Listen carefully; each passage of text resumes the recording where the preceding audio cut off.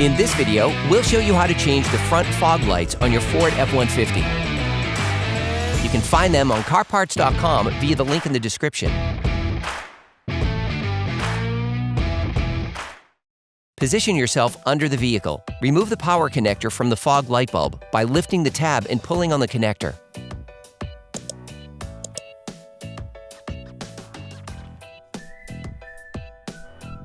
Using a Phillips screwdriver, unscrew the screw of the adjustment mechanism. Remove the spring. Then remove the screw. Using a small hook, lift the tabs holding the fog light in place.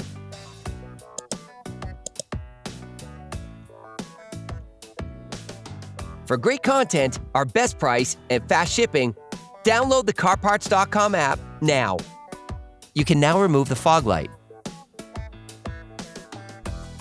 You can order the fog light used in the video on CarParts.com via the link in the description. Take the new fog light. Using the Phillips screwdriver, unscrew the screw of the adjustment mechanism. Remove the assembly.